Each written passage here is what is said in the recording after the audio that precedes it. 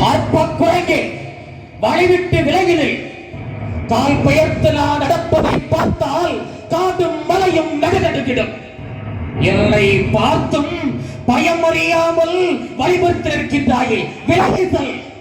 யாரடா நீ? நீ முதலில் யார் என்பதை சொல். சொல்லாவிட்டால் என் பேசும். ஒரு கதையை முடித்திருக்க காத்திருக்கும் என் கதை பேசும். வில்லும் கதையும் சுக்குநூறாகிவிடும். மொத்த ஆற்றலோடும் ஒரே மூச்சில் தோற்று விடாதே, திரும்பி போய்விடு.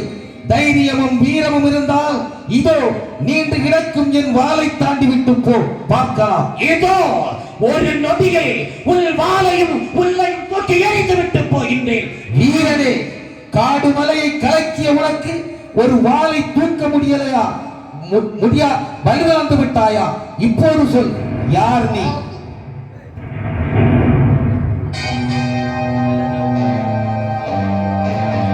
நான் வாயு மைந்தன், ஸ்ரீராம பக்த தொண்டனாக இருந்து தென்னிலங்கையை தீர்த்து இரையாக்கிய ஆஞ்சநேயரின் தம்பி நான். பஞ்சபாண்டவர்கள் தர்மனின் தம்பி பீமன் நான். தம்பி, நான் யார் தெரியுமா? நீ கூறிய அதே ராமபக்தன் ஆஞ்சநேயன் அடியேன் தான். அண்ணா, என்னை மதித்து விடுங்கள். ராமனா வீரமார்த்தியில் நாமம் கேட்டாலே இந்த ஈரேழு உலகமே மண்டியிட்டு வணங்கும். அண்ணா, என்னை மன்னித்து கருணை புரிய வேண்டும். அண்ணா. தம்பி பீமா, ஸ்ரீராமநாமம் தான் என் மூச்சு. அந்த ராமச்சந்திர மூர்த்தியின் அருளே என் ஆயுள். தம்பி, இந்த காதல் வனத்திற்கு நீ வந்த காரணம்?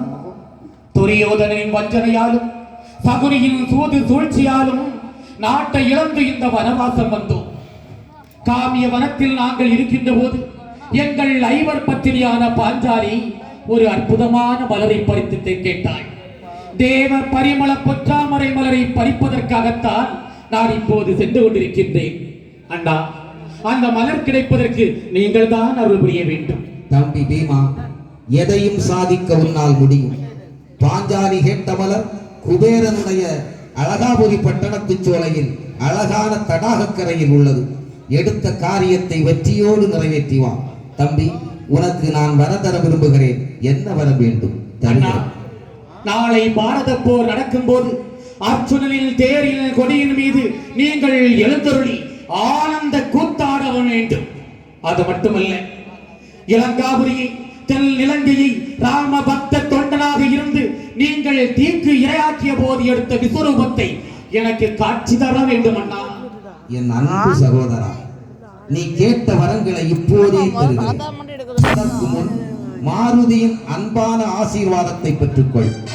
பாரத போரில் உங்களுக்கு வெற்றி நிச்சயம். ஸ்ரீ ராமநாமம் உங்களை வாழ வைக்கும். இந்த பிறவியில் மட்டுமல்ல, அடுத்த பிறவியிலும் என்னை கண்டுகொள்ள ஆசைப்பட்டால் கொட்டாரம் கோதண்டராமர் ஆலயத்திற்கு வா. பகவான் ஸ்ரீராமருக்கு தொண்டு செய்து கொண்டிருக்கும் என்னை அங்கே வந்தால் கண்டுகொள்வாய். தைரியமாக போய் வா.